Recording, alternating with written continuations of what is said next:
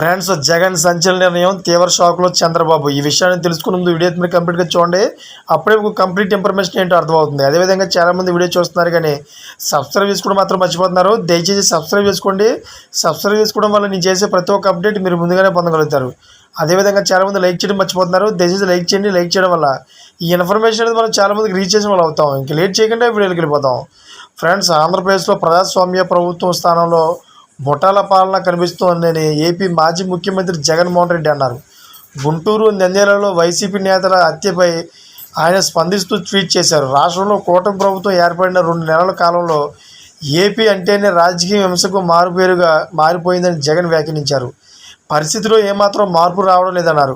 ప్రభుత్వంలో పెద్దల ప్రోత్సాహంతో జరిగే ఘటనలు, అదేవిధంగా అధికారంలో తమ పార్టీ ఉందనే ధీమాతో చేస్తున్న దాడులు, రాజకీయ ప్రేరేపిత దుశ్చర్యలు రాష్ట్రంలో ప్రతిరోజు జరుగుతూనే ఉన్నాయని జగన్మోహన్ రెడ్డి పేర్కొన్నారు. నంద్యాల జిల్లాలో నిన్న రాత్రి జరిగిన హత్య, ఎన్టీఆర్ జిల్లా జగ్గైపేటలో జరిగిన దాడి ఘటన వీటికి నిదర్శనమని విమర్శించారు. ప్రజలకిచ్చిన హామీలను నిలబెట్టుకోకపోవడంతో ఎవరూ ప్రశ్నించకూడదని, రోడ్డుపైకి రాకూడదని ప్రజలను, నాయకులు, కార్యకర్తలను భయభ్రాంతులకు గురిచేయడానికి ఇలాంటి దుర్మార్గాలకు పాల్పడుతున్నారని మండిపడ్డారు. ఈ దారుణాల బాధితులకు అండగా ఉంటూ పోరాటానికి కొనసాగిస్తామని జగన్మోహన్ రెడ్డి సంచలన ట్వీట్ అయితే చేశారు. Thank for watching friends.